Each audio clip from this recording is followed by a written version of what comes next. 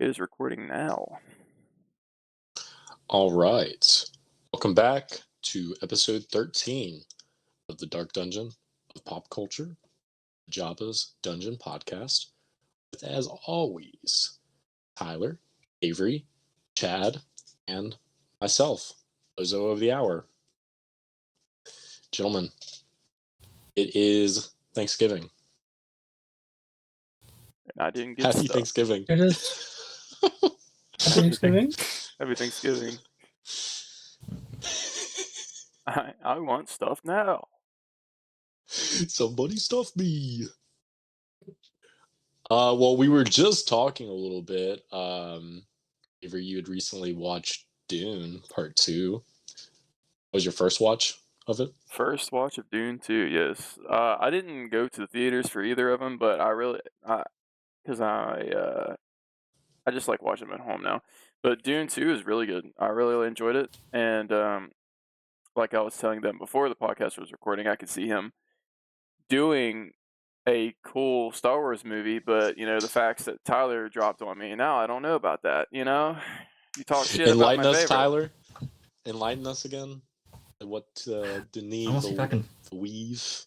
Because I think I saw that too, where he was like, I just saw the headline where he was like talking about Star Wars, and just I knew realistically he probably wasn't going to do anything with the franchise, but after you had mentioning kind of what the context was behind it, it was rather surprising. Yeah. The interview that came out, I'm taking this from the Hollywood Reporter. Short term, he said it all derailed in 1983.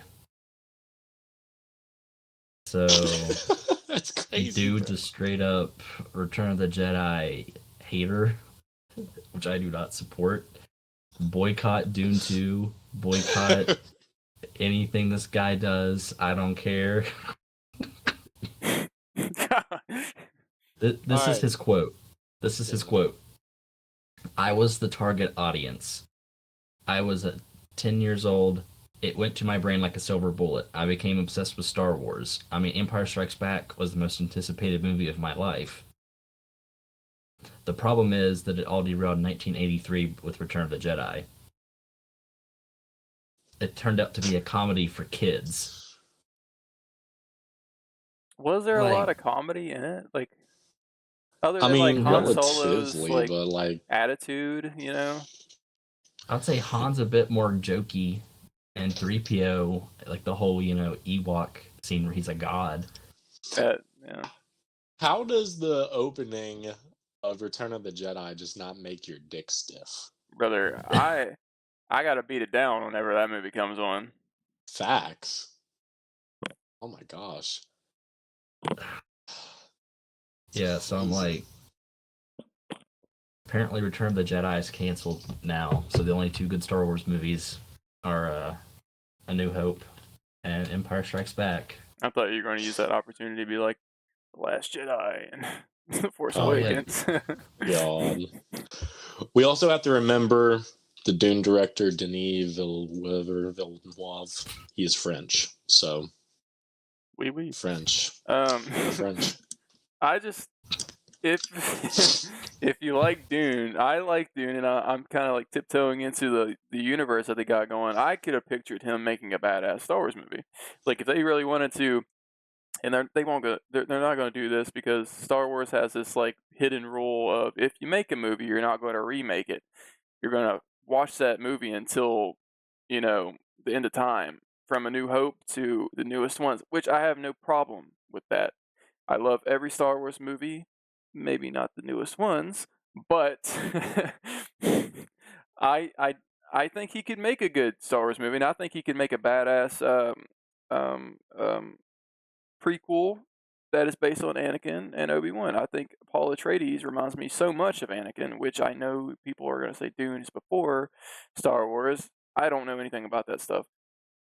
I think he could make a cool one, and for a modern day Star Wars. And I know, people don't want to hear like the same old stories over and over, but I think they could give Anakin more maybe justice, even though I really love Christian Hayden. and the way he acts, even though some people get creeped out by him. So it's just a weird thing in my head. When I was watching Dune 2, I was like, this guy could do it. But now that he's talking that slander, maybe you don't deserve that Star Wars money, buddy. So, or that Disney Obviously, money. there couldn't be comedy in it, so Yeah.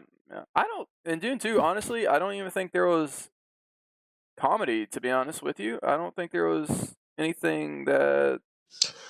I think there was like maybe like one or two jokes, and it was like Javier Bardem's character. I think like kind of had like some funny moments, but like it was super minimal. Like I can't even name out like what exactly. But I think one was when, spoiler, it's not a big spoiler, when he was teaching Paul about the worm.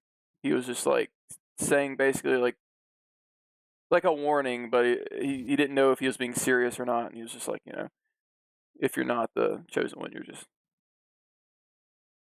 Yeah, but honestly, I think that is a pretty decent comparison, especially like I haven't thought of it like Paul being similar to Anakin in the way that, I mean, it's like how Paul was brought up to Anakin being brought up. It's different, but like you said, as far as like them being the chosen one, it does have its parallels. Their personalities like really kind of has the similarities of like where he has this like fate that he has to like go against and whatnot. But I really like the movie. If you haven't checked it out, check it out. Dune 2 is pretty damn good, and I've heard a lot of good things about the books that have even made me want to like listen to them because of how much goes on in the next ones. Like even Dune 2, the end of this one, I was like, I need to know more. And I don't even think they've even started filming or anything for Dune 3, so I'll probably be jumping into the books, maybe. I got the book, and I also got the audiobook along with it because I've seen people do that where they get like the actual physical book and then they get an audiobook to read along with it. And I feel like in the case of something like that, there's fucking crazy names, crazy like locations and just words and shit. So I've been wanting to do that. And again, I need to read more, so I need to do that soon. I feel that. I'm just like on TikTok scrolling, and I can just feel my brain melting. It's like. What did you think of Austin Butler's character? Yeah. God, dude. I liked how sinister he was.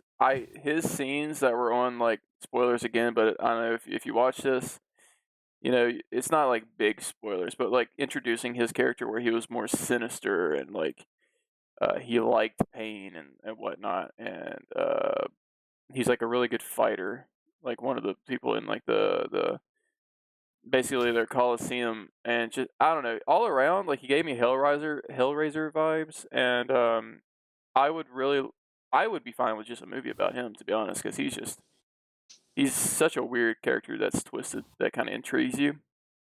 His look was kind of cringy, not gonna lie, but it was like at times it kind of creeped me out. I liked him. He looked better to me when he was under their world's light, where everything was like black and gray. And his teeth were black and stuff. I thought that was my preferred look for him. And then when he was out, it's like the normal. Just like a dick with ears. Yeah.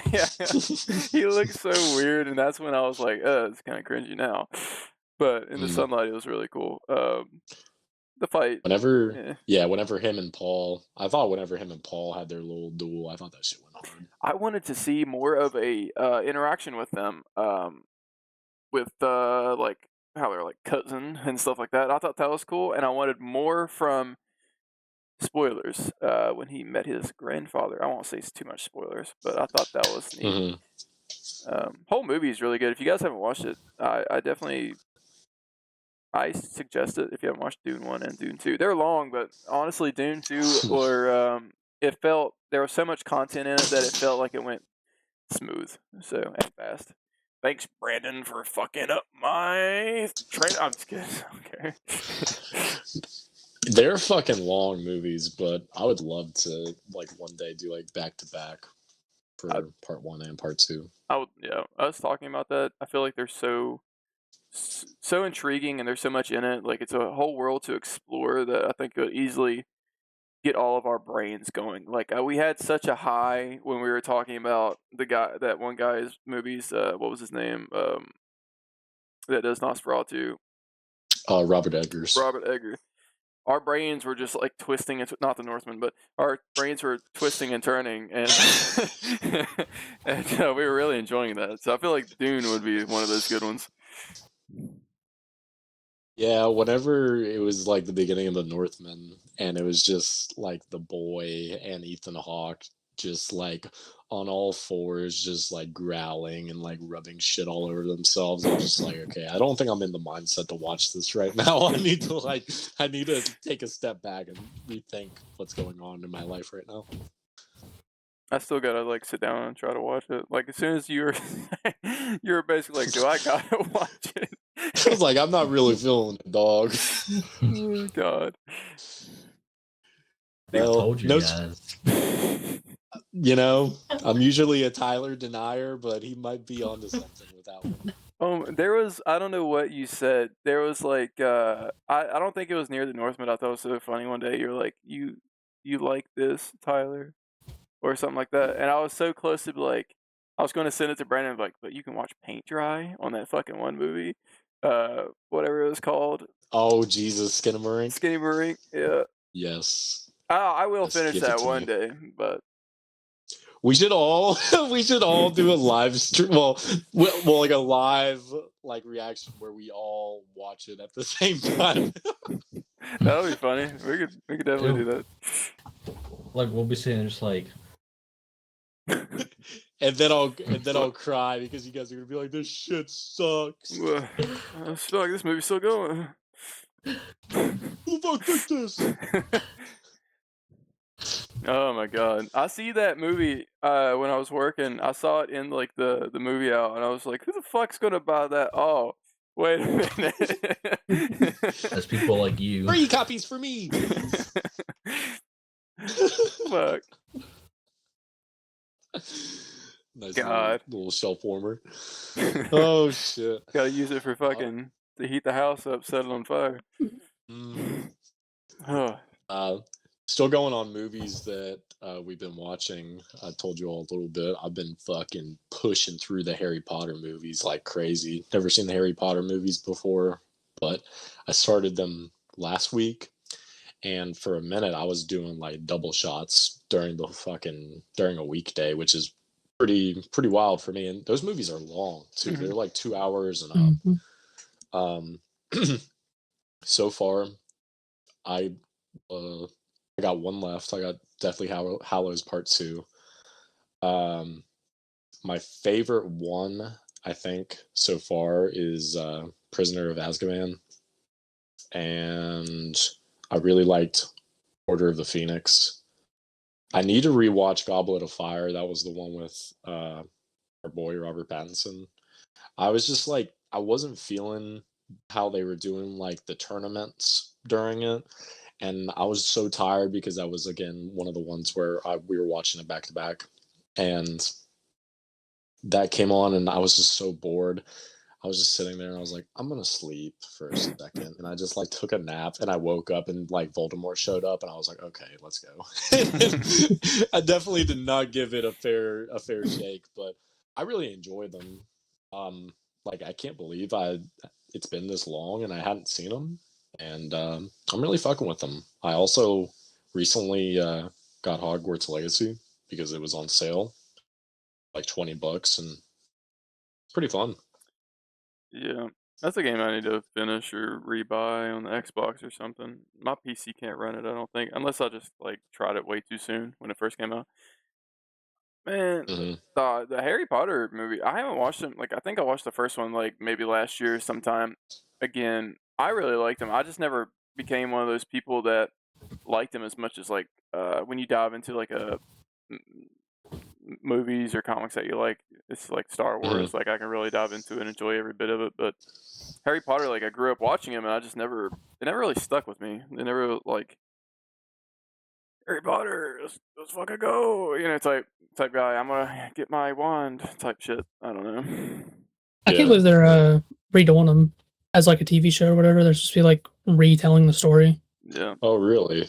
Yeah, I think it's on like it's supposed to be like an HBO Max kind of like exclusive. What the fuck? They're gonna be like a series or something. I saw your my lips. thing with Harry Potter that's always kind of put me off is I feel like I don't know why I associate the fan base like Disney adults. Like same vibes to me. So I don't. Not a fair opinion at all, but I agree with that. Yeah, there are some where it's like definitely like kind of cringe, but I've seen more adults fangirl, fanboy over Harry Potter than children have, but I get it that they're probably the children that were grown up with it. Because like it was when I was a kid, like Harry Potter was coming out and stuff, so I remember the toys and whatnot. But it never hit me that hard at those people. I don't know. It's just like one of those things. People like wizards and medieval stuff more than like I guess me liking like Star Wars and the futuristic type stuff. I don't know. Yeah, and that's what's kind of interesting is like I'll talk to someone about Harry Potter and stuff, and I'll like mention Star Wars, and they're like, "Oh yeah, I've never seen Star Wars." And like, it's crazy to think, but yeah, I mean. I always kind of had like a preconceived notion about Harry Potter too, because like I was a kid when some of them were coming out and stuff, and I was like, "Oh, that shit's nerdy. Let me stick to my Star Wars." But like I said, after like the first two were like kind of kiddie, but like after that, like they go fucking hard. Like I'm really fucking with them. Even though like I think of it. Maybe this is why like I don't associate myself with it so much is like growing up in schools like I with glasses especially going through year after year, and I think like everybody knows this where you get that one fucking person that's like Harry Potter, it's just like in the back of my head I'm like this fucking Harry Potter motherfucker like type thing. Who is this motherfucker? Fuck this guy, who fucking needs Harry Potter type thing. I think, like, in the back of my head, I've heard it so many times, I'm just like, fuck that kid, dog. What the fuck? That dude. Fuck him. I remember vividly, for whatever reason, I was like 4th or 5th grade, and this is just really off topic, but like, I remember I wore like a black like sweatshirt or like some kind of sweater to school, and I was sitting there, and I was like hot as fuck, just like sitting inside, but I felt like Luke in Return of the Jedi. I was like, yeah, I got this shit on. Fuck yeah.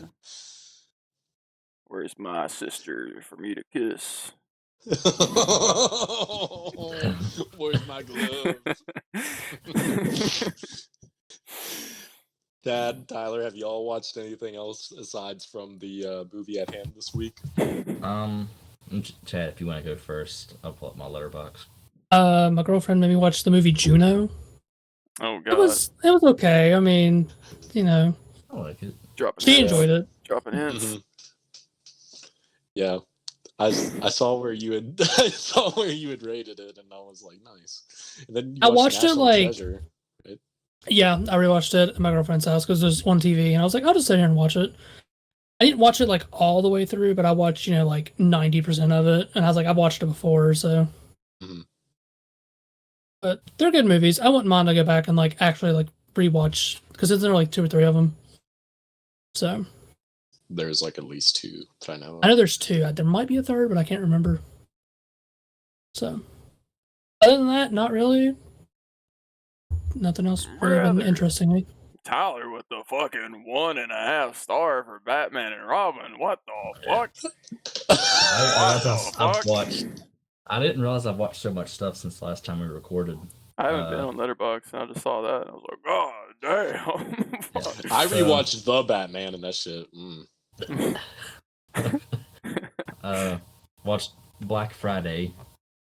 It was just a low-budget, cheesy horror movie with Bruce Campbell in it. So it was dumb fun. If you ever work retail, that's basically working in retail. I did watch Trap. Forgot we both watched. And Chad, I don't know if Brandon watched it. Mm-mm. We could touch up on that. That literally just I mean, M. Night Shyamalan dialogue has never been like peak, but this movie to me literally sounded like it was just put through like an AI generator. Like the scene later on in the movie, whenever he's speaking to his wife, and I put it in my Letterboxd review, and he was like, "I will finish this in approximately 5 bites." Yeah. I was like, no one speaks like this, bro. There were some things where he's like, "Oh, I'm gonna go to get the shirt," and then 5 minutes later he comes back and he goes back again, like, "I'm gonna go get this," and I'm like, yes. It just keeps repeating itself. It was like at that point when he kept leaving, I was like, how the fuck does nobody see this motherfucker just keep going? Like, it's him. It's fucking him. Like, but the only parts I really liked, I liked the actor because it was 30 Days of Night was my first experience with him, and I really liked that movie. Good pull. And that's one of my favorites with him in it. But the second one is dog shit. It's like dog shit. Dog shit. But I didn't like how much he got up, and I didn't like how it showed you that there was like every part of this. Like, this is what bugged me a lot. There were so many cameras, and it showed you the camera room, and it's like every square inch of this fucking place, and yet this guy is getting on the roof. He's getting in the fucking kitchen. He's getting in a door that like somehow like he gets a clip and all this. It's like, what the fuck? Ow. I feel like if it could have leaned in more horror-esque, it would have been fine. Or even because when the trailer came out, it spoils the M. Night Shyamalan twist that, okay, well, the killer is the main character. I feel like if it would have just been the premise alone, and this could have just been like a random family that you see in the trailer going to this concert and knowing there's a serial killer in there, it could have been a lot cooler. Tyler said, not enough blood for me. Yes. The only time like anything happens like hurt wise or pain wise for somebody is literally when he put like what was like the oil in the fryer pan thing, and she gets burnt. That's the only time that you really see anybody like get hurt. I liked how he could like kind of play like sinister in a way. But all the lines were very cheesy, and definitely the daughter nonstop saying, "Daddy, you're acting weird. Daddy, what's wrong? You're acting strange." It's like, the fuck? When he's locking himself in the the garage, and he's like saying, I forget what he says to the mom and to the daughter, but when the son, he's like, "Now make sure you do your science project." I forget exactly the way he says it, but it's like, you gotta make it get an A. And he's just like, and then the doors just like, his legs are there. More of just like a dark comedy to me than like anything, just because it was so cringe. He could give zero fucks about his little boy, though. He could give zero fucks about any like connection that he had with that boy, because it was just like constantly the daughter that he was wanting to like make sure that everything's okay, but the little boy's like just nonchalant, just like walking away and all this stuff. He's like, he could give zero fucks. But I thought one thing that I do, maybe hot take, probably not because this movie's trash. When the singer grabs his phone and goes into the bathroom, and then he kind of gets like awkward with it and kind of gets angry. Why the fuck is his wife getting on the person's side that has his phone in a bathroom that's locked? Why the fuck is she not concerned also of like this stranger with his fucking phone? Like, I thought that was awkward. I was like, what the fuck are you? Why are you acting like it's okay? Why are you acting strange that she has your phone? Why are you like? I would be pissed too. He could have beat down that door if he wanted to. It took so long for them to just, get anything done there. To be fair, Shyamalan fan here, I feel like talking about how shitty his dialogue is like the equivalent of talking about how shitty the dialogue is in like the prequels. Because I feel like it's just kind of like a tired, like, yeah, he just sucks at writing dialogue. There's no doubt. But I mean, like, to be fair, I haven't seen the movie. The movie came out with Old. I fucking hated that movie. So, like, I'm not even gonna act like he has, like, you know, bangers all the time. Old, literally, in my Letterboxd review, when I was watching it, I put somebody farted in the theater, or I think I farted, and it was funnier, better than the fucking movie. I don't know. I hated that movie, but Signs, Sixth Sense, fucking Split. That dialogue's all questionable, but brother, Split was the guy with the multiple things. That is why I thought. That's why I got such a feeling that this movie would fit so perfectly in that universe of like superhero villains type thing, because he kept getting out of like the. You haven't seen it, so you won't understand what the fuck I'm talking about, but yeah. He gets out of everything. He has like a way of escaping every situation, and in my mind, I thought he fit perfectly as a villain in that universe of Split, because they got the other, I don't know, the other fucking Unbreakables or some shit, whatever. Yeah, Unbreakable, and then there's like Glass and stuff. He fits perfectly in that universe, because he's just like, I'm an escape artist serial killer type thing, and that I mean, out of that, if you went into it with that kind of mindset of like he's another villain that has like this weird way of escaping things, that's what reminded me of that last scene where he escaped the handcuffs and he just smiled. That gave me the vibe of Split and Unbreakable. Yeah. Dialogue's always been like not good with him. Like in Signs, my favorite movie of his, the kids in it talk like fucking philosophers. So at least the kids in that movie have character. Brother, Tyler, me and Tyler are gonna fight. I see this Batman Forever 1 star. Really, brother? Oh yes, okay. Let's. Yeah, I was gonna say, let's go. Let's go. I'll get my long legs brief view out before I dog on Batman Forever and Batman Robin. I'm gonna start literally every time we start this podcast now. I'm gonna scope all y'all's fucking things now, because 1 star, brother. Long legs. I was really getting down with it the first maybe, I don't know, 50-60% when it was like cat and mouse, actual thriller, detective kind of work of a movie. But once you get the supernaturally kind of twist with, I forget, Chad, have you watched Long Legs? Nope. Do you plan on? Okay, but the dolls. I mean, I might watch it, but I don't care. The dolls, I don't know. Maybe it's just my mindset that day. But once the dolls were brought into the story, I was just kind of like, I don't know. I think it was just because it was such a good grounded mystery that once you brought in this like psychic, supernatural possession doll vibe stuff, I went. But I also wish that Longlegs himself were in the movie more.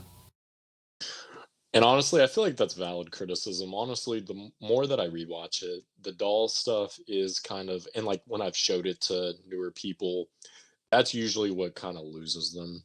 So I feel like it's valid criticism. And as far as him not being in the movie as much, I feel like that's relatively valid too. I think they could easily make it like if you took out the doll equation of it and did like what Tyler's saying, more of like a cat and mouse type of thing, it could have been like a movie up there with like Hannibal Lecter and all them. I think he was caught way too early in the film. Tyler, what did you think about the opening though? I think that, before like the title sequence and stuff, I think that's like an all-time opening this year. Even just if you look at my Letterboxd, the way I have it kind of set up, and I'm just a sucker for snow. Mm-hmm. The imagery of his just stark whiteness to when he goes up with the girl, just stark white in the snow. It's gorgeous. I mean, like I said, like the first, probably, the first half of the movie, I was just like, I was into it, like everything, and the mom also kind of like, she was giving me icky, weird vibes. I remember that day. I bled and bled and bled and bled, and I'm just like, she geeks me out bad. Yeah. I mean, overall, I love the main chick in it so much. I did think she did really good. I feel like we have the same type of autism. Like whenever she's in the main dude's house, I can't remember his name, like her higher up, and the little girl was like, "Do you want to see my room?" And she's just looks so uncomfortable. It's so funny. Like they're sitting there on the bed, and I forget the girl's like, "Is it easy to be a female FBI agent?" No. I love you. I love you. It was me at I went to River, like our high school, and I did like a visitation. Yeah. That was like me standing in front of the class. The teacher asked me a question. She was like, "So, like, what's the youngest person you've had involved in like a case that you've worked?" And I was just like, actually, that's probably better suited off. Yeah, but oh my god, what a question to ask. Let's if Avery, if you go to this time statement, just let's just do a cut. Because I was about to sound like a weirdo. I think you're fine because you're not saying anything horrible. So I think you're safe. You're safe. Basically, the answers that I were giving in front of the class were very off the wall, a little bit. Like, for clarification, I'll explain later. Tyler, I don't know your has sex with people. Stop. That makes it so much. He's a prostitute. I'm up all hours of the night, Someone gives me a call, I gotta go out. Booty calls. Tyler works with the police. I don't know your actual title, but that is what he was trying to explain. That they're crime-wise, he has dealt with stuff. Okay, nothing weird. That is for clarification.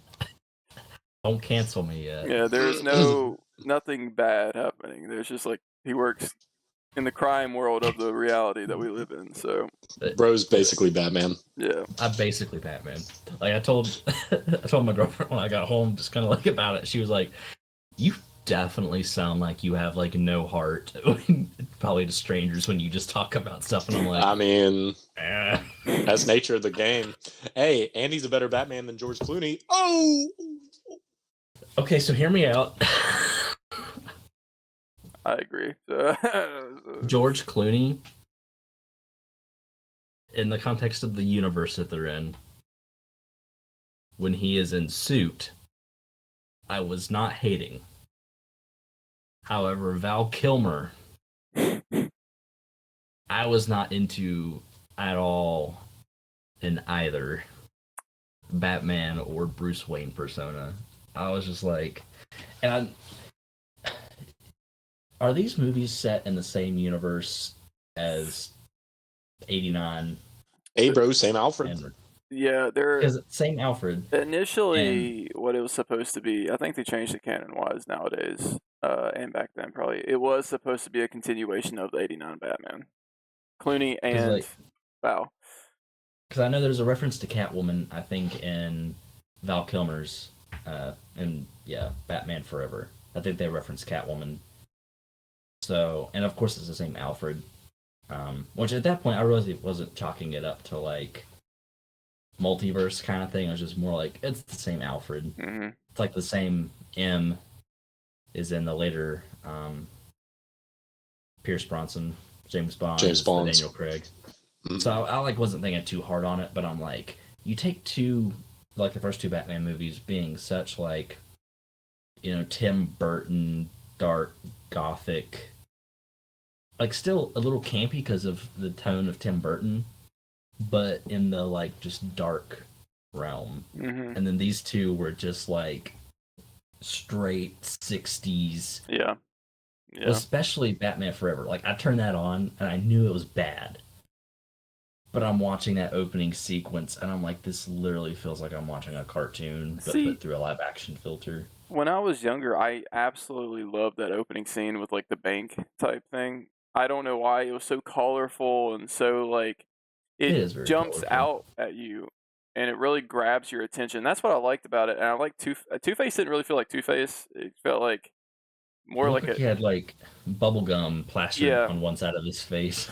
It was such a like a not 60s. I don't know what time period, like the golden age. Maybe I'm saying that wrong. Don't fucking jump on my cock, DC fans.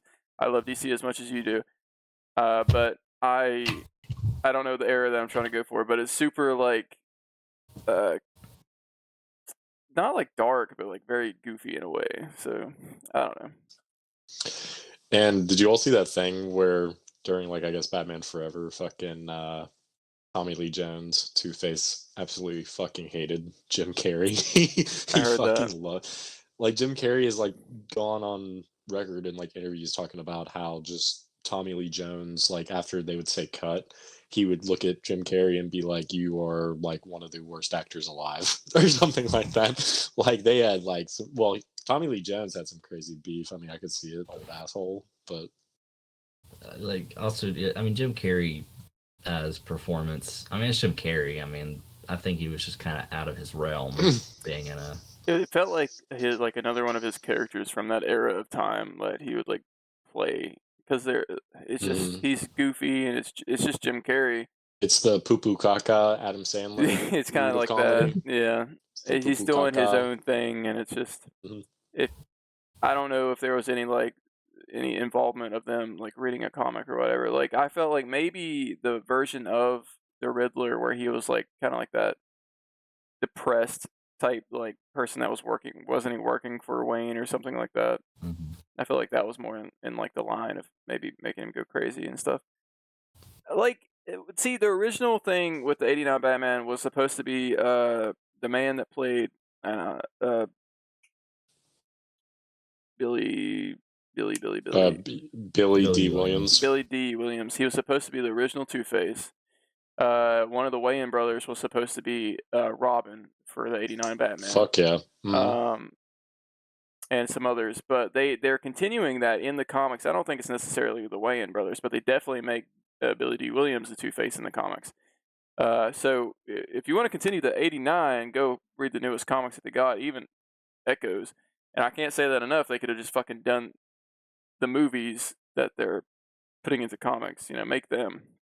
Yeah, I don't fucking know, brother. But 1 star is a little rough, brother.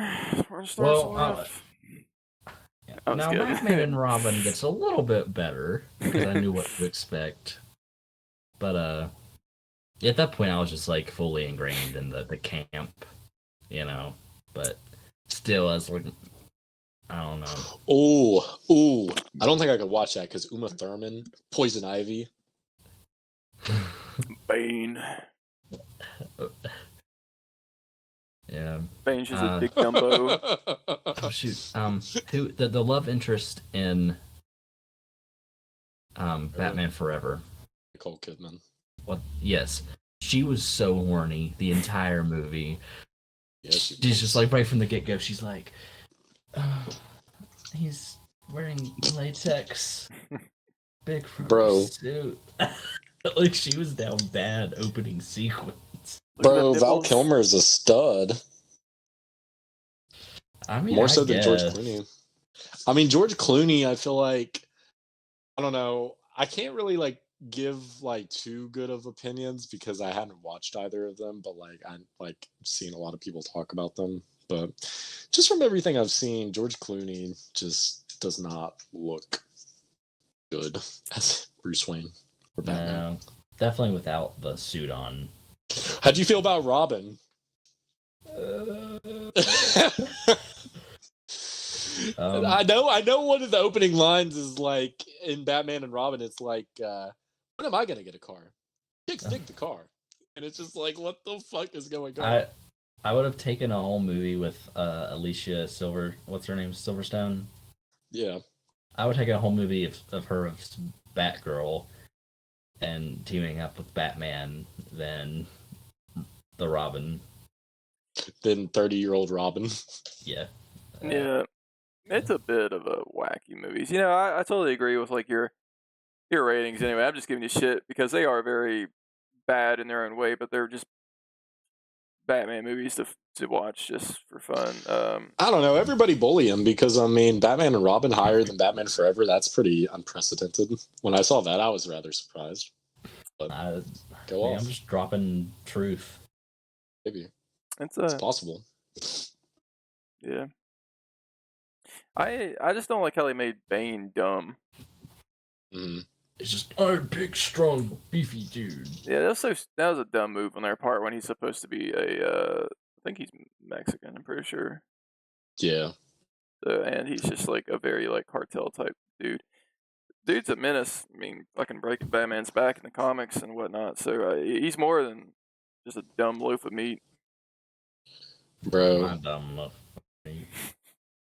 I really feel like if I watched it, fucking Uma Thurman's Poison Ivy would have me waking up every dog in 100-mile radius.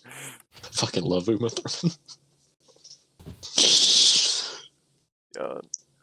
Little that's movies. That's all of my actual completed watches. I've got a couple movies that, just kind of like the started category, and I will say there's a Netflix Christmas rom-com that I watch. It's basically just a Hallmark, format. I don't remember what the name of it is. That's my opinion. I forgot, along with the Harry Potters, I had rewatched Terrifier 2, rewatched The Batman, and I watched The Cat in the Hat. And that is, you want to talk about fucking nightmare fuel. Cat in the Hat is art. Honestly, it is. He's so freaky. He's a freaky bitch. Mike Myers, Cat in the Hat. Hell yeah. Instant 5-star for me. It's best movie of all time. Cat in the Hat is a banger. Mike Myers. Ooh. I love Mike Myers. Very more so than Adam Sandler. I lied again. I watched Winnie the Pooh, Blood and Honey. Ooh. Blood and Honey. You loved that, didn't you?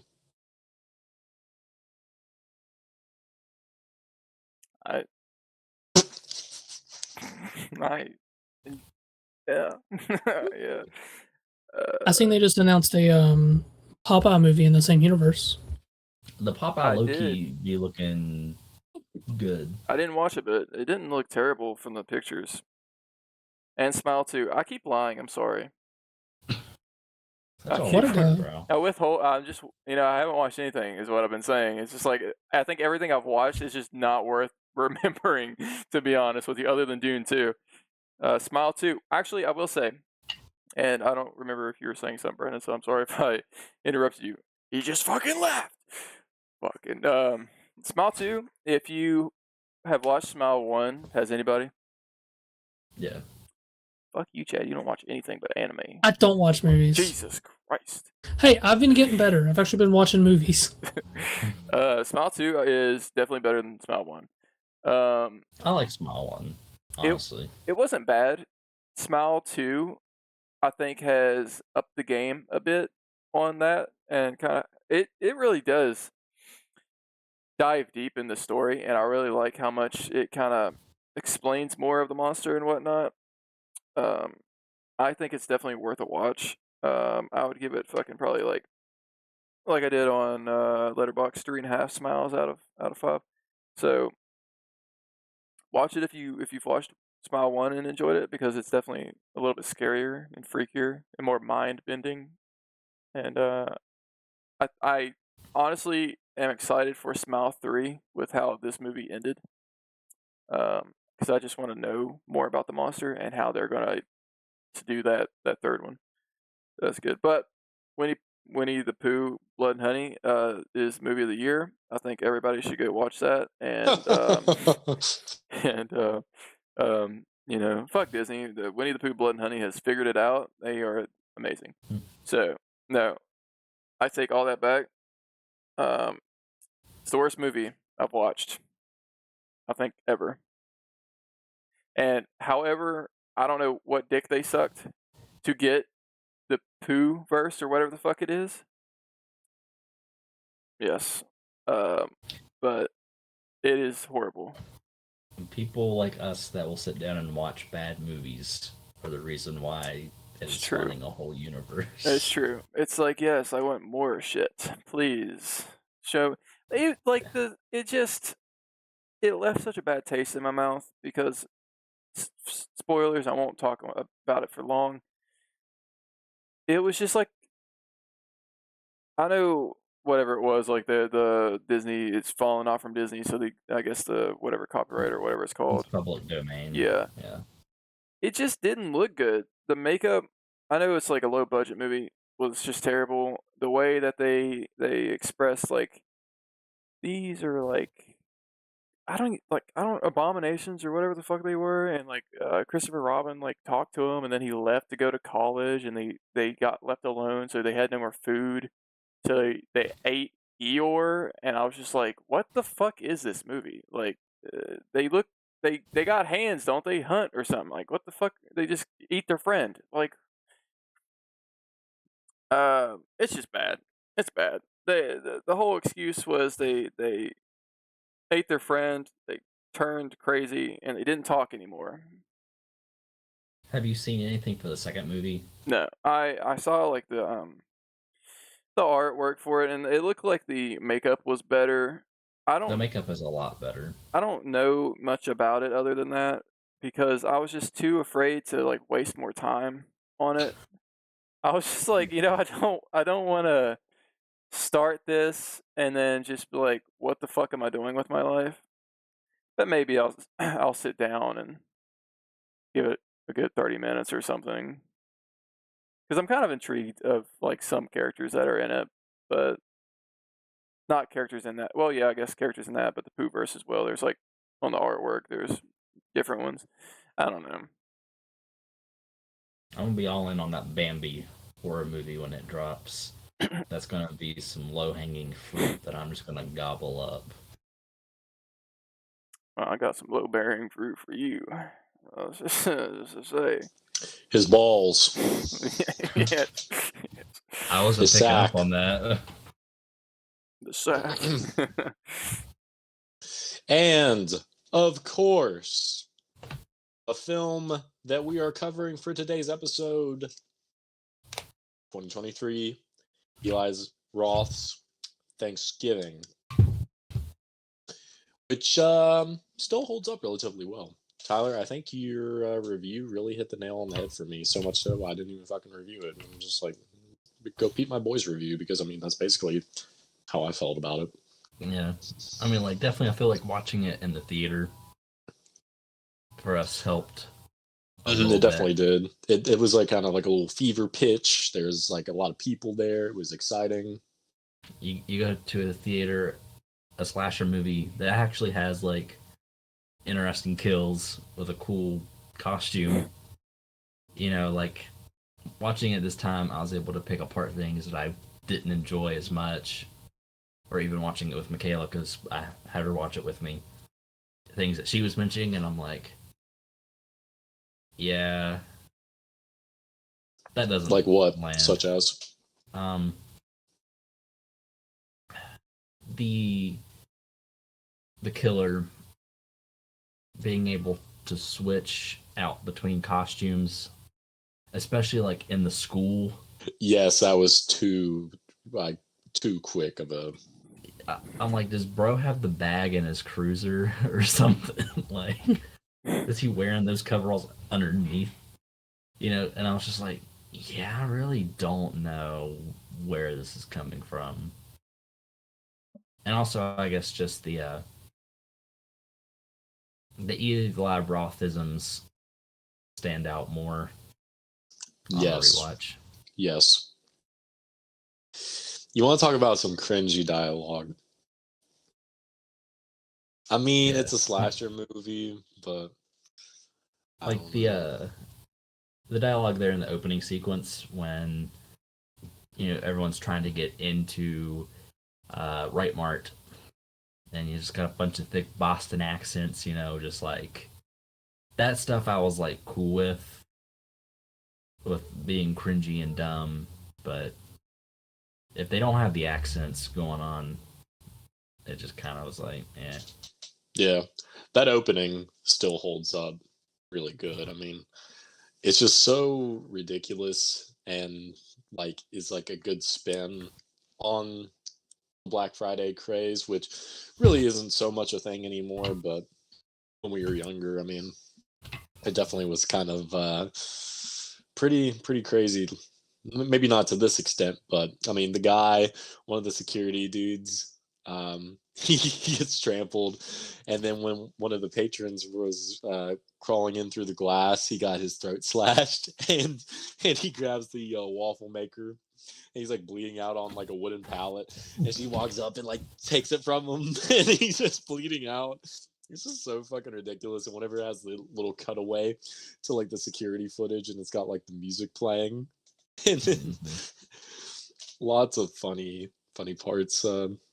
The woman getting her neck broken by the shopping cart was real good. Her scalp getting ripped off. Mm-hmm. Like that was Eli Roth isms that were hitting.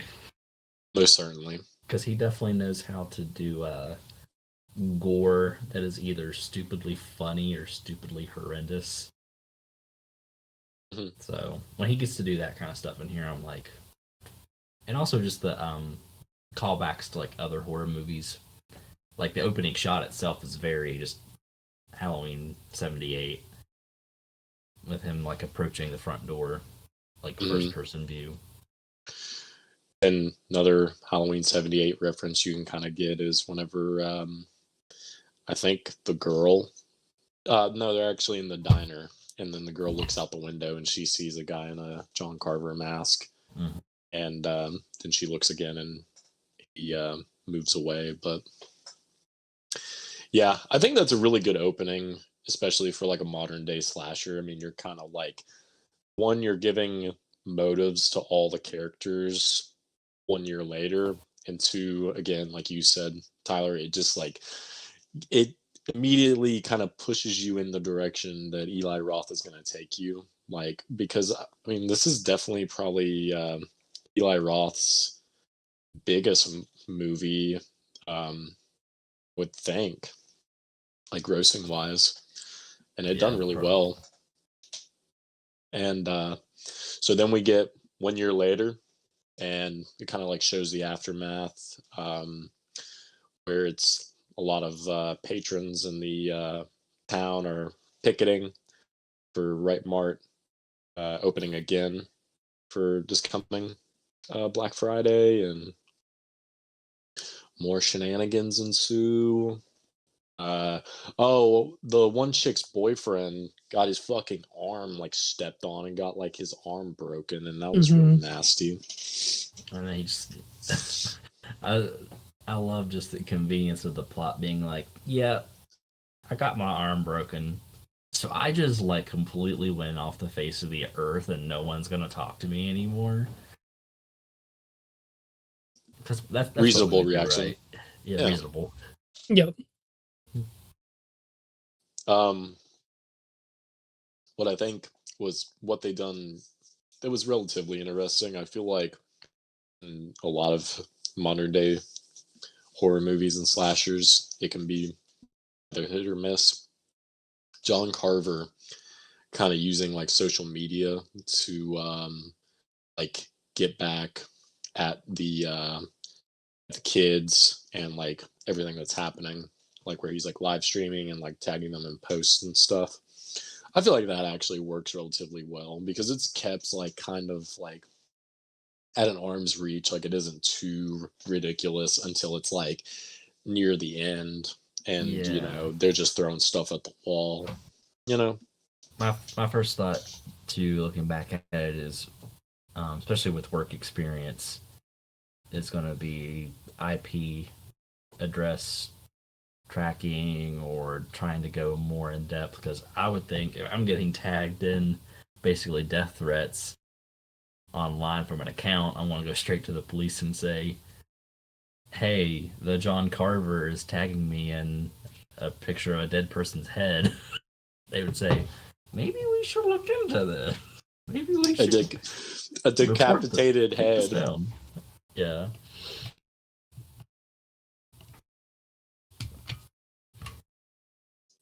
Yeah. But then the waitress at the diner that they're at, she has her death scene, and it was a really good one because she's like closing. She puts up a fight. She's an annoying cunt. So, R.I.P. Not really, but whenever she gets her head dumped, and maybe I just don't like Boston people because like it was just like fucking excruciating to like listen to them talk. It sounds like an animal just getting stepped on. I just want that the entire movie though. I wanted everyone to have a thick Boston accent. Yeah, maybe it like gives me like Mark Wahlberg vibes, and it just like infuriates me or something. I don't know, but thankfully she was getting fucking drowned in the dishwater, and then again, thankfully he opened up like the freezer door and like stuck her face up to it, and she like peeled off like some of her like cheek and stuff. That was real nasty. And then she escapes out through the back, and then he has a car, and she's like, "Oh, let me just jump in this dumpster." Jumps up about halfway in the dumpster. The car hits the dumpster. She gets cut in half. That was real cool. Real nice. I remember seeing when that movie came out and seeing recourse online. People were hating on the effects for that kill. I think they still look good. Mm-hmm. I thought it was good. Quick. It's so quick. You know, it's not lingering either. But...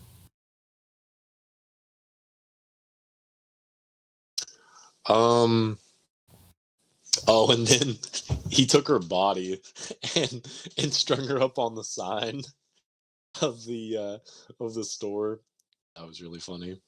I think maybe it's the looking back at this movie, knowing who the killer is, like for sure. Like in situations like that, where I'm like, I'll give him credit. He acts oblivious. Yeah, he really does. Yeah. And call me crazy, Tyler, whenever we watched it the first time, I really wasn't expecting him to be the killer. I wasn't either. I mean, he was definitely one of my, the suspects. Like, I was fully banking on it to be the either the husband of the lady who dies in the beginning or the sussy new boyfriend. Those were my two picks. Or I even thought maybe the like new wife of the Right Mart owner for some reason, but then like once you see like the build, it's like that kind of doesn't work. So the film does do a good job of like subverting expectations, because had they not, they had a scene where it was all the teenagers, they were talking about, oh, it could be this guy, it could be this guy, it could be that guy, and it leads the audience into kind of branching their thoughts into like, I could see that, maybe not so much this, well, it really could be him, and definitely diverts us away from it being the sheriff. So it does a good job in that aspect. I think probably my favorite kill like just the whole scene maybe in the film was the security guard's death. Whenever he was just with the cat and him like about to leave. That was just so good. I remember watching it in the theater, and when you hear the cat, I think it meows, and then it pans over, and it's just like sitting there, and I was like, "Oh no, don't do this!" And then you just, I was like, "That is so good." He feeds him. That is so good. He feeds him and then pets him and leaves. Yeah, he's got like the Garrote lines, and he like. It's so gnarly how he has him over the dude's neck, and then he just like puts his whole body weight down and slices his head off. And before that, he had the like little turkey carver in his like stomach or chest or whatever. That was a super sick death. My boy got fucked up, and all he done was left. Like he left whenever like all the shit was going down. So like, can't really blame him. But damn, at least the cat lived. Yeah. A good death was the trampoline death. That was pretty cool. A little inconceivable whenever he twists old dude's head like all the way around. Yeah. And then he was like, "Oh, you're so hot. Oh, keep jumping, babe." And I'm just like, "Kill him, hurry!" I kind of wish that they could have made that trampoline scene a little bit more. I don't know, because like in the original fake trailer for Thanksgiving and Grindhouse, I feel like that was something that was so marketable, and then for this movie, I was expecting the kill to actually go hard, which it was still fine. So are you talking like when it was like split-legged? Yeah, right up. Yeah, because I've seen that poster so much that I think I like kind of gave myself like a Mandela effect because I thought that's what it was. So it definitely could have been that, and it could have, been a little bit more. It's more tasteful now. Yeah. for getting stabbed on a trampoline, as tasteful as it can get. Yeah. I thought John Carver stalking inside the school is giving me some serious 80s slasher vibes. I adored that. Like whenever she was hiding out in like the cosmetology room, and there's just so many. He definitely seemed like he went to like the ghost face school of like getting fucked up and just like fumbling around. Yeah, he's not the big brooding type. He's definitely more in like the I'm going to get hit in the face and fall down, but I'm going to run after you. One thing I wondered too during the movie is like the two people that he like kidnapped from the school. Where did he put them after he kidnapped them and before he went and attacked her? Because like the police pretty much probably searched that school right after the whole incident. Just never found him. And when did he have time to put on that costume, go back into school after saying, "Hey, don't split up"? Yeah. And then going into the building, having his little chase down with her, and then changing back out of his costume to be consoling her where her friends are missing. I'm like, there's a lot of holes right there with just everything. Yeah, and I feel like the film kind of just like it kind of just goes in the motions. Like I didn't really write much notes kind of further on from that. You got Scuba's girlfriend get like fucking like little turkey, or no, it was the corn on the cob holders shoved in her ear. It was just it was all right. The parade scene was pretty cool. Whenever they had to that guy hit the brakes on his truck and the fucking parade float just like shoved in through the back of his head, and the kids are like, "Grandpa, Grandpa," and he's just fucking. It's like, oh my god, it's so ridiculous. Yeah. I love the turkey costume though. So I love my little stuffy back there. Yeah. And then that leads kind of like towards the end, whenever he's got them all in the little Thanksgiving dinner. He bakes that one chick alive, which like whenever he was like basting her with like the oil or butter or whatever, and he was like sticking the little like little like leaves or garnish between her toes. Sign me up. Kill on that. Sign me up. Yeah, okay. me next. But that was pretty good as far as like him stalking, first her, and then it ended up being Scuba and the other chick. I can't even remember her name. Also, the person that was just like stuffed in the fridge, still alive, was kind of like crazy to me. Just in a bag. I don't know who that was. I couldn't. I don't either. Just some random. I think it was just some random person, or I didn't even get it. I didn't either. Yeah, I mean, there's definitely some just like horror movie isms that you get with this, but that too, Yeah, but the ending, it was all right. They had that little like fight in the whatever that was, the warehouse or something. It was all right. I agree with you. Disappointed though that he didn't have on the costume for the final. Yes. That was even something that stood out to me watching it the first time. I'm like, I would have been fine with him just wearing the coveralls and no mask and hat, or even like, I'm just a sucker for slashers, that have like an iconic outfit, like mask get up. I'm tired of like a lot of modern ones. It'll just be like someone in like a freaking Purge mask or a Party City looking thing. Like this one was, themed holiday wise, and I love the burnt version of the mask.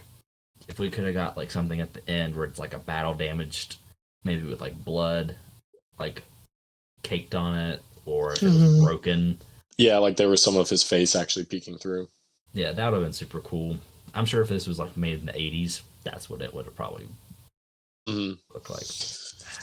Something I wanted to touch on, and I mean, you saying that kind of leads into it pretty nicely. With the film only being a year old, I feel like John Carver's iconography and like a slasher kind of aspect, I feel like holds up really well. And I mean, we are getting a second Thanksgiving movie, so it'll be interesting to see.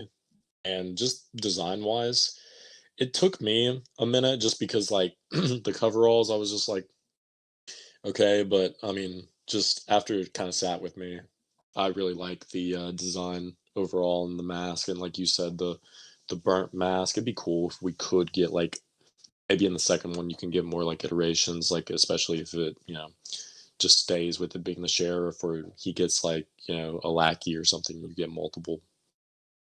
Yeah, I'm sure he's alive, and that was actually my biggest sour point when we watched it in the theater, was the ending scene with the fake out jump scare dream sequence, and the way it cuts into the credit song. I was just like, if we get a sequel, I'm fine with it being like a different killer, like Scream-ish wise. So I feel like when you do like a slasher movie where you don't know who the killer is, I would like a change up on who it is when it's in the Scream format. But I really wish it could have been more of like a OG kind of slasher vibe where you know who the killer is from the very get-go, like a Michael Myers or a Jason kind of situation, and then just watch them year after year come back. But I mean, overall though, like I enjoy the movie still. I'm not hating on it or anything. Yeah, no, I mean, like again, I think you had valid criticisms, and you kind of just what I thought was really about the same. I mean, 4 stars initial first watch. I mean, you're getting that again, watching it in a theater, getting that horror movie opening a night vibe. But on a rewatch, I give it 3.5, which isn't bad, but more of the flaws kind of come to surface whenever you're skimming through and you're watching it on your own time. I haven't watched it yet, but reviewed it yet, but I'd probably give it a 3.5, somewhere in there.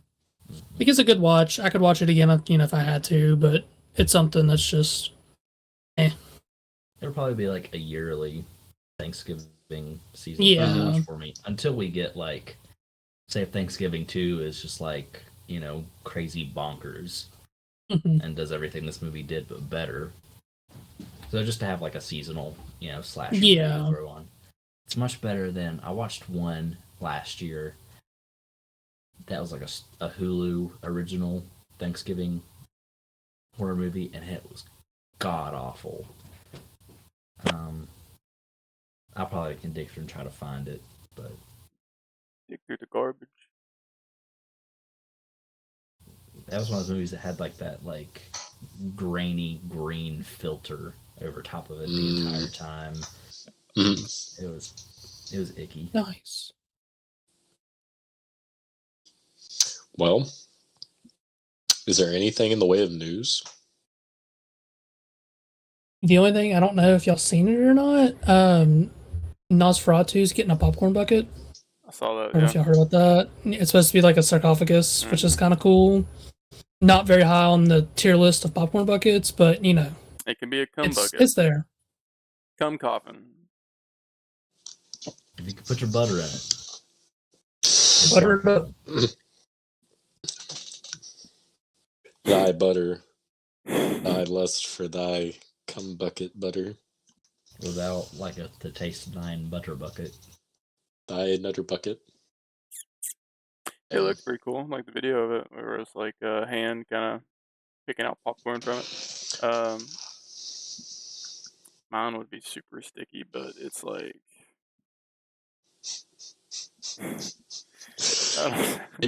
They released some IMAX posters for Nosferatu, and I feel like it's definitely going to have like some crazy sexy vibes, because like that one it had of his hand like kind of touching the lips of Lily Rose Depp. She was getting me kind of bricked, so I was like, bricked but also scared. Like, I'm in. Yeah, that's this channel. Brick, but also scared. If you're not scared when you're bricked, are you really a man? Really? See, and the popcorn bucket, damn, what a parallel. What a big overarching theme. What we're going to be known for. Aren't these the dudes that like come in buckets? Come in buckets? What about it? What? And I got my Art the Clown popcorn bucket ordered. I'll come on up. No. It's going to be a picture that we're going to put on Instagram. It's just going to be of it, and you're just going to see like this little goo. Come tribute. Oh. God. Other than that, it's just maybe Captain America, New World, Brave New World's having reshoots because they're not getting, I guess, the audience reviews that they're wanting. Sonic 3, the new trailer came out for it. Yeah. Shadow had a gun. Kind of cool. It looks Let's cool. go. It looks cool. You ready to watch a kid get murked? That's the only reason I'm watching the movie. I need to watch the first two, so. They're not bad. I mean, the second one's I think is a lot better than the first one. But there is a new image, or I think maybe new details of the Spider-Man animation coming out. That's not canon. Yeah, there's a little trailer today that dropped for Macy's Day Parade. I think from what I was seeing comment-wise, it seemed like Peter is a streamer while he's Spider-Man. Nice. So, yeah. Bro only watches Kai-Cent. Yeah, that's some. We don't really dabble into that stuff, but like, I've been seeing his stuff really going viral right now about that magician that I guess supposedly hung himself on stream or something like that. So, that's kind of crazy. But I think he came back and talked to him. Hey, I'll get it to 100 subs. I'll do it. Fuck it. And then Adam Sandler. So how many subs we are right now? 19. 20. What is it? Oh, he was saying, you know, he'll hang himself at or, you know, do the thing. Magician thing at 100. I'll do it at 20. You froze for a minute. I was just... Yeah, it was a good comeback though. I was getting there. I'm on the back. So, full circle, real quick. It's funny that we were talking about Dune. I see a Christopher Nolan to Dennis. I'm not even going to try your last name, my guy. Yeah, he's French. He said, I have a lot of questions starting with Usul, Mudabdib, Paul, Leeson, Al, Gabe. How many fucking names can you give one character and expect us to keep up with it? Which is true. That's why I want to read it with an audiobook, because like I'm not going to be able to register that shit. Yeah, I butchered all those names except for Paul Atreides. That is true. There's like 15 different names they give him, and I was like, what the fuck? Did you guys have any recent pickups you want to show? I will have one for next podcast. I don't have anything recent. The only new one I had was the Green Lantern. That was from the last one. I will have one by next podcast, though. Okay. I just got like, go ahead. No, that's all I was gonna say. I was just thinking.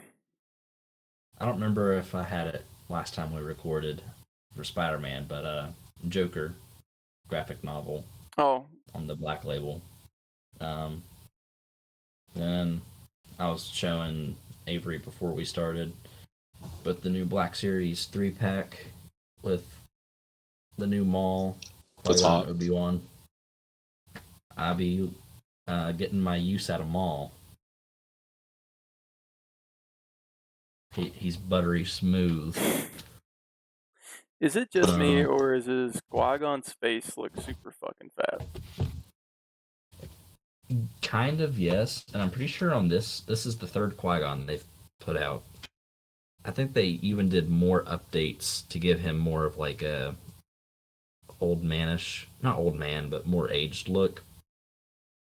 And even if you look hard, which it might not pick up on camera, but my copy of Qui-Gon, his right eye, like, paint app is like low, so it looks like he's like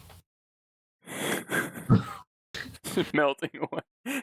Yeah, but like from a distance, you can't tell. Like on my shelf, I won't notice, but if I pick him up and look at him, he looks a little funky. And then I got this 3-pack. I've looked at that so many times on Amazon and stuff. Nice. I think it's so fucking cool. It's all like inspirations for the Batman. I love it. I mean, yeah, when I got it, I think it was on sale for like $32, and it's originally like 50 or 60 something. So I mean, it's good price. Definitely worth it. So it's year one, Long Halloween, and I guess this is like a collection of random, maybe like one shots, or I haven't touched this one yet. I thought that said Dan Cook. I was like, what the fuck? Year one was a banger. Yes. Love this. I was really tempted before I ordered this set. I wanted to get like a collection of year 1, 2, and 3, but I didn't know that year 3 is only available in like an omnibus collection, and then year 2 you can get in like a year 1, year 2 combo, but it was like the same price as getting these 3. So I was like, well, everyone only talks about year 1, so. A lot of people kind of consider the Long Halloween kind of like a pseudo year 2. I've only got a couple pages into Long Halloween. If I'm going to be straight up honest, the art style in Long Halloween, I'm not getting down with yet. I absolutely hate how he draws the Joker in that. Oh, where he has like a super long fucking smile and shit. Yeah, I don't like that. Where he's got like his face is shaped like a V. Yeah, I don't like that either. Pasolino, like them brows though.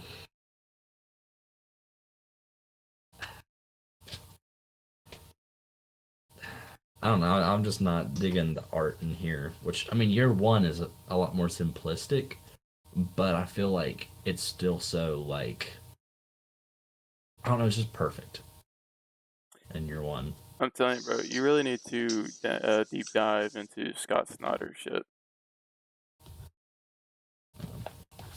Which, what has he done? But He's done like the Court of Owls. Court of Owls is a banger. Yep. He's done a lot of Batman shit. Yeah, he's done a lot of stuff. Court of Owls is a great one. I'm feeling like it was called Year 2, maybe, or something. Or 0 Year was one of them that he did. Yeah. Dude, didn't Gordon fucking slap in year one? Like, he had no right to go as hard as he did. Like, I mean, like, I feel like in the movies, I've always liked Gordon. Especially, like, in the Nolan movies and the Batman. But getting him as, like, basically your second main character. If anything, he's maybe more of a main character than Bruce Wayne or Batman is. So, like, definitely, like, I was digging this a whole lot.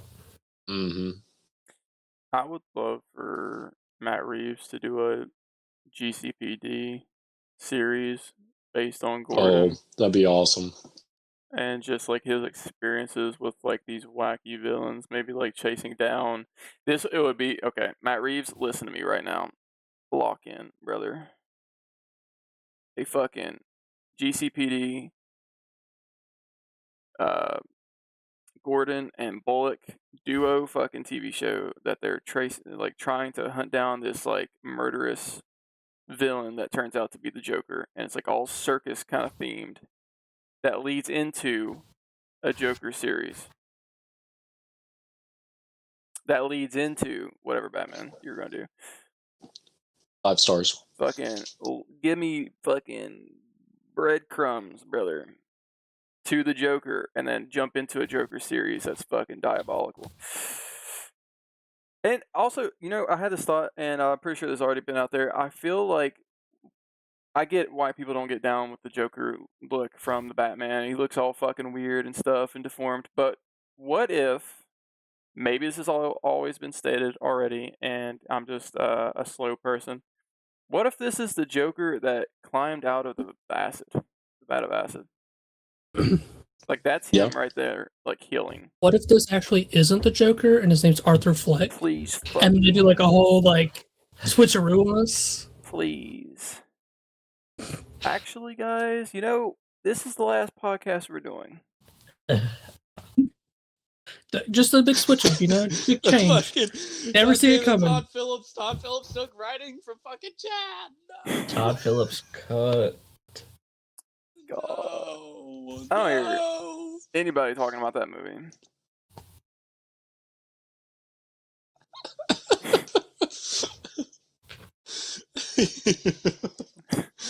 His name's Arthur Fleck, and he gets jokered. It's like it's not the real Joker. Turns out to be the real Joker, and then turns out to be not the real Joker, and then gets his fudge packed. Ooh. I don't want to be the Joker anymore. They keep raping me. What the fuck? There's like a thing I saw on Twitter that somebody made. It was like a little Lego 2-minute short. It was like Joker for Lee to do in 2 minutes. And that 2-minute Lego video was better than the fucking movie. It was incredible. Man. Well, thank you for watching our Batman channel once again. Yeah. Batman, I want to just turn it into Bruce Wayne's Cave podcast. That's what it's going to be. Bruce Wayne's Sex Dungeon.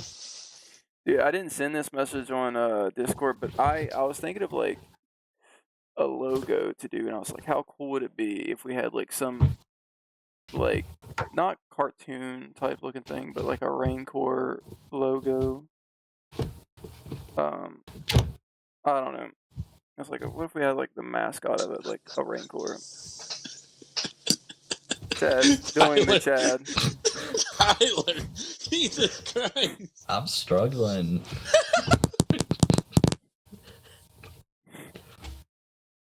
I thought I could put them all in at once, but No, I like that idea. And honestly, I feel like, well, fuck, I don't know. I mean, I feel like there could be a lot of people that we could pull from that could potentially do that. I have no clue. I was looking at that Fiverr and I couldn't find anybody. There's a lot of gaming people. Fuck that. Yeah, it's like those generic looking ones. I don't know who could do it, to be honest. I'm not that artistic to make something like that, and I don't have the technology to, so. Fuck. If someone watching could do something like that, I'll send feet pics. I can do it. What? I can do it. Oh, he's one of them feet pigs. I got my Snoopy socks on today. Free show for free. That's who let the dogs out. arf, arf.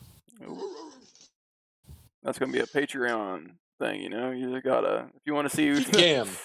the longer podcast. A hot tub one. Hot tub movie review.